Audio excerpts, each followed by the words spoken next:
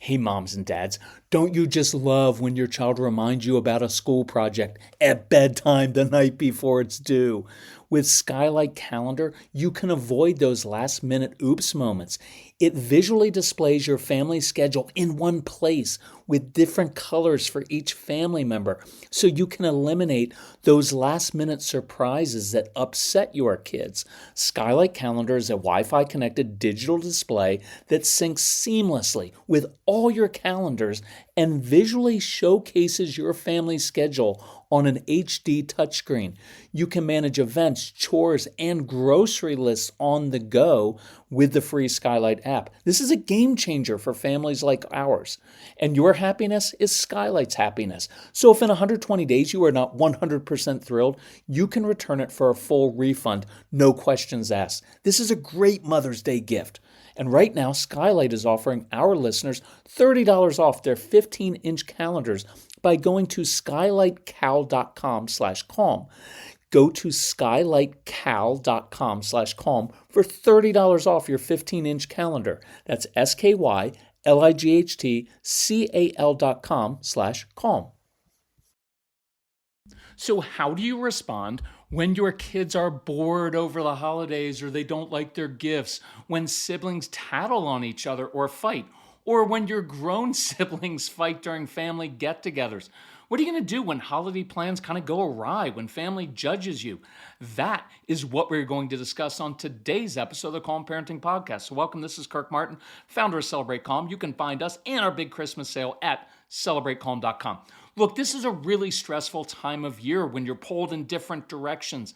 And some of you are so kind and thoughtful, you're sensitive, you're empaths, you feel the emotions of others, and sometimes you can be a people pleaser, but that can cause you to take on too much. You constantly take the temperature of the home, sensitive to everyone's shifting moods.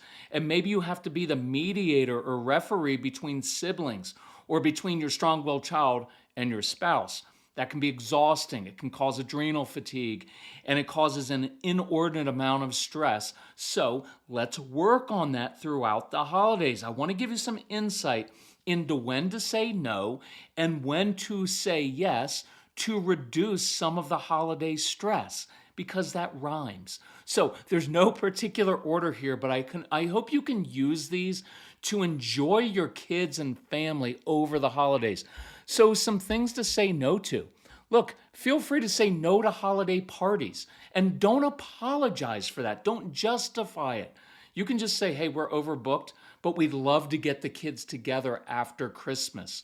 Say no. For many of you, that is very hard to do because you don't want to disappoint people. And you know what? They went out of their way to invite you, and it's kind of rude to say no to people when they're doing. I want you to practice that. Just even if it's one thing over the holidays during this time, practice saying no, because you're demonstrating respect for your own time and wishes. Otherwise, you're just always going to try to please other people, and you'll feel misunderstood and not heard, and you'll be exhausted. Say no to the idea and the ideal of having the perfect Christmas or holiday. Let go of that. I know many of you grew up in that home where everything had to be just so. I want you to practice letting that go. Say no to trying to fix everything in your larger extended family. Don't get involved in all of that. It's okay to give people space to own their own dysfunction. It's not your responsibility to fix it or make it better. You can care about people without getting involved and trying to convince other people to make changes in their life, because what I found is it just backfires. And then they're frustrated at me and I'm frustrated at them. Say no to trying to make all of the details go perfectly. Who cares if Christmas dinner isn't perfect, or if you forgot a couple ingredients, or maybe that favorite. Look, I'll give you a challenge. I just kind of came up with this one. Purposefully do something imperfectly over the holidays. Maybe with that Christmas meal, maybe don't make a certain dish that you usually make. And who cares? Look, I want you to see that it's not going to ruin your whole holiday. So be okay with that. I'm telling you, this is really important because if you are like that and you need to do everything like that, you're going to be on your kids all the time and it will backfire with the strong willed kids. Say no to getting kids everything they want for Christmas or the holidays. In general, I say no to a lot of stuff. I say yes to a lot of experiences and memorable traditions. That's what you end up remembering. Don't try to be the intermediary or mediator for everybody else. You know what happens when you get together with families, even good families? It's kind of you get into little cliques and then there's all this gossip about and drama about other people. Don't talk about your relatives nonstop as some kind of game, because you know how it is. We all kind of fall into that. Oh, I really can't believe what Aunt Susan is doing. And it's kind of at times can be faux concern. It's really just, wow, their life is a train wreck. Let's talk about that because it makes us feel better about our own. Look, some of that can be therapeutic to do with your spouse. That's fine. But don't get caught up in all that drama, taking sides. It is not my job to make everybody happy and manage everybody else's emotions and happiness and lives. Your Aunt Susie can handle it herself. You can be you can support, you can listen, but try not to get caught up in that drama. Do not apologize to your kids if they didn't get everything they wanted. Just sit in their disappointment, right? Because they're going to complain about things. And then you just very matter-of-factly say, well, you can earn some money if you really want to buy that yourself. I've got a few ideas for how you can make some money and buy that yourself. But don't apologize when your kids are inevitably unhappy with their gifts. Also, don't lecture them about the need for gratitude and how hard you work to make money. Look, if you're buying your kids too much stuff, that's your issue. Stop doing it. So, take back some control over that. But this is a really important statement. Let them own their own disappointment. Let them own their disappointment. It is their disappointment. It is not yours. Look, you can feel bad when your kids are unhappy, but do not give in to the anxiety and need to make it all better. And I'm going to address this more after the new year when we could go a little deeper. But I want you to be free from managing everybody else's happiness and emotions. Ask your spouse to encourage you with this and reinforce, I am not responsible for other people's happiness, only my own. I am responsible to my kids, to my spouse, to other people, to be patient and kind and thoughtful. But I am not responsible for their choices, for their happiness. See, when you try to change someone else's moods or behavior, it makes both them and you frustrated and unhappy. If you have our programs, begin to work through the 30 Days to Calm and the Straight Talk for Moms or the Dads programs. The most giving thing you can do is to take care of yourself physically, emotionally, and spiritually. Why? Because then your kids and spouse don't have to take care of your emotions and your exhaustion because you cared enough about yourself to do that yourself. That is a huge gift to your family, to not feel compelled to lecture, to fix them, to be so upset that they have to walk on eggshells. So here's another one. Do not apologize for your child in front of your relatives. I want you to learn to be confident. And if you didn't listen to it, go back and listen to the Thanksgiving message about how to handle judgmental family during this time. Don't apologize for your parenting. I want you to be confident that you know what you're doing, you have a plan, and you're working it. And when your kids are throwing a tantrum, or your own parents, or Uncle Jack, just sit in it. Don't be moved by it. Remember, I'm going to drill this into all of you. Your mood does not determine my mood. Your behavior does not determine my behavior. Because what that is really saying is, it doesn't say, I don't care. It says, oh, I do care, but I care enough not to fix this for you and to try to make it go away because of my own discomfort. I believe in you. I believe that you are capable of handling your own disappointment. That is very liberating, both for you and your kids.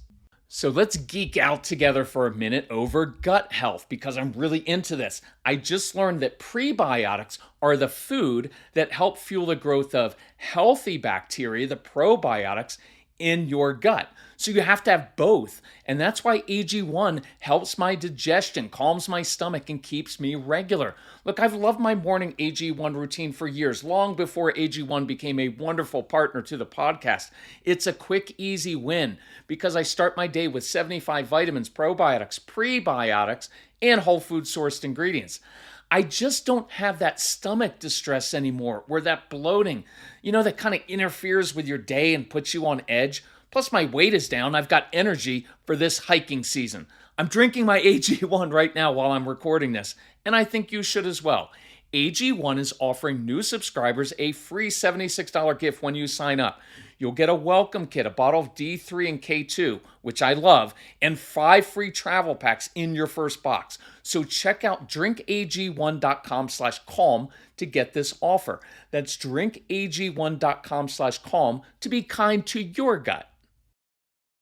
When we moved to our home, we were quoted a cost of over $20,000 for some trees and shrubs, but we just saved 90% with fast-growing trees, and they helped us get the exact privacy and flowering trees and shrubs for our specific climate, and it's delivered right to our door in days. Fast Growing Trees is the biggest online nursery in the US with thousands of different plants and over 2 million happy customers, including us. They take the hassle out of creating your dream yard. Their Alive and Thrive guarantees ensures your plants arrive happy and healthy. Plus, get support from trained plant experts on call to help you choose and care for the right plants. This spring, Fast Growing Trees has the best deals for your yard, up to half off on select plants.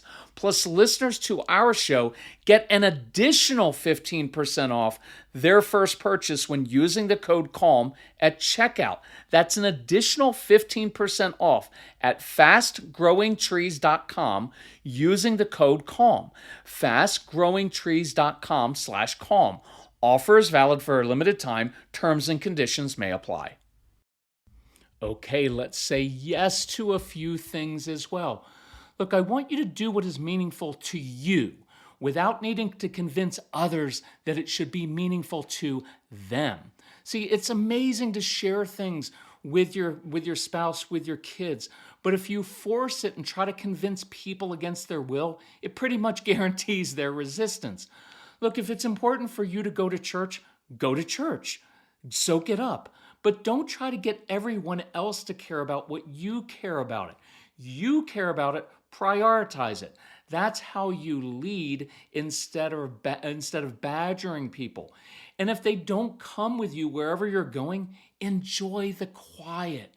Establish some individuality and some priorities for yourself. I want you to take time alone. I love at Christmas time sitting out at night by the tree with the lights on by myself. I found it's great time for me to reflect on things, to think, and so I take that time by myself. Look, watch a Christmas movie you want to watch, even if you do it by yourself. Cry along with Jimmy Stewart if that's your favorite movie. I also want you to learn to say yes to asking for help. Ask for help from other people, and it's really hard, especially, all moms and dads. None of us want to ask for help. It sounds like weakness. Oh, I don't want to bug them. Think about what that says. Well, I don't want to bug them sometimes is I don't feel worthy of asking someone else to help me.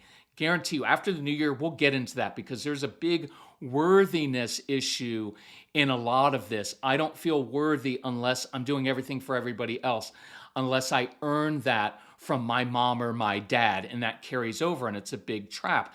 And I got this email from this mom, and I wanted to share it. She said, "Thank you," in all caps, "for even saying it was okay to say, I need help."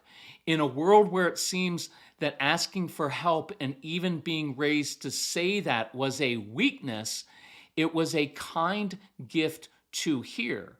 Even writing this to you, I'm fighting my own embarrassment and insecurity to state it out loud that I not only need help raising my strong-willed child, but I have to swallow my pride and say I need help financially as well. I've been listening to the podcast, either laying in bed to refuel or and give hope for a better tomorrow, or I listen first thing in the morning when I wake up to try and forge the best path forward for my strong-willed child for that day. And so what I loved about this mom emailing is it was hard for her to do this, to admit, I need help with this child and I want to get your programs, but I need help financially. See, we always honor that. What the most important part of that is the fact that this mom stepped out of her comfort zone and actually asked for help. See, other people don't know you need help unless you ask for it. And there's a lot of confidence and strength in that, in saying, hey, I want to be assertive. Here's exactly what I need. And that's, you know what, my mom was the sweetest human being on the planet. And at the end, near the end, she would say, oh, I don't want anything from you boys for Christmas. And I said, Mom, that's a lie. I said, if on Christmas morning everybody else was opening gifts and you had nothing to open, you would be hurt and angry and bitter. And she was so sweet. She said, oh, honey, you're right. And I said, Mom, that's a worthiness thing, right? Like, we don't know. We want to get you things that you like, but you won't tell us. And so we can't. We have to guess. See, it's a really beautiful thing to be assertive and say, hey, here's exactly what I would like. Well, then you take the guessing out of it. Now, that doesn't mean spouses shouldn't come up with surprises and know your wife or your husband so well that you can come up with something really creative. But at times, you just need to be honest and straightforward.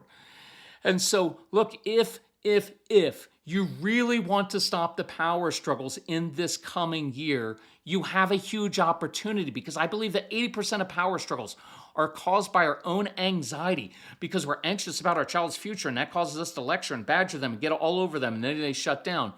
Or it's our own control issues, because we all have control issues. And there's no blame or guilt in that. It's actually good news, because you and I have complete control over changing ourselves, but not changing others. So here's an idea for you. How many of you allow your kids to decorate the Christmas tree, but then you can't wait for them to go to bed so you can fix the tree and rearrange the ornaments and make it look nice and all symmetrical? So this Christmas, I want you to say yes to practicing imperfection and working on your control issues. Say no to having the perfect Christmas tree. A few years ago, we got a Christmas tree, we put it up, and it was leaning just a little bit. And everything inside of me wanted to fix that, because I grew up with a dad who was a perfectionist. And if you didn't do things perfectly, my dad would yell at me, all of his sons. He would yell at us, and that was deeply ingrained in me. And look, that can serve you well in parts of life because you're very conscientious. You follow through. You care about how things are done. But it will sabotage relationships. So practice imperfection. Let that tree not look perfect. And when other people come over, don't apologize for it. Don't blame it on the kids. You can do that this year. Next year, you just need to own it yourself. Yeah, I'm just practicing not being a control freak. So let's practice that. Let's start expecting siblings to handle their own stuff. So when they're doing little squabbles, you could walk by and say, hey, guys, do you want me to fix this for you? Or do you think you're capable of working this out yourself? And then walk out. Give them a chance to do that. Let's say you have a child that comes in tattling on his or her brother or sister. Here's sometimes what I would say to those kids. Oh, thank you so much for telling me what your brother was doing wrong. I know you're doing that because you care so much for your brother, and his heart and what's going on. And I'm sure if he was doing something that bad, he must feel really bad about himself. Hey, what do you think we could do for your brother? Is there something, maybe we could go to the store and get something for your brother that would make him feel better. Now, your kids will start to recoil because they're like, no, I was trying to get my brother in trouble, and now you want to do something nice for him? That's kind of cool. Now, you can take it a step further and say, hey, one thing I found in life is that when people tattle on others, when they gossip about others, when they judge others, it's because it makes them feel better about themselves because they're not confident and they're not mature. So if that's what's going on, I'm going to go outside in a minute, and if you want to come walk with me, I'll help you out with that. See, you're getting to the heart of the matter rather than, I can't believe that you're tattling on your brother again. How many times have I ever told you? Get right to the heart of it. I would encourage you, play the podcast a lot over the holidays. Listen, let your kids listen, let your extended family listen to the podcast. If you have the programs, send us their email addresses and we'll send them the programs so you can get on the same page. It's a really cool thing. Tell your family how you're working on your own control issues, your own anxiety, instead of constantly complaining about the children.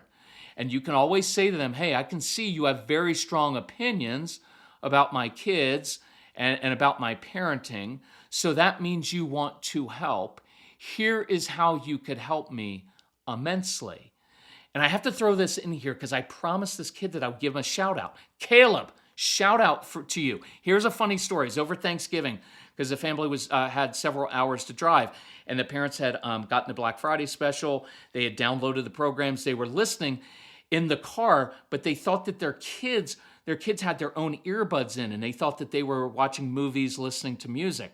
Well, their strong-willed son, Caleb, wasn't. He was listening to our Strong-Willed Child program, and what he said later that day was, who was that guy that you were listening to?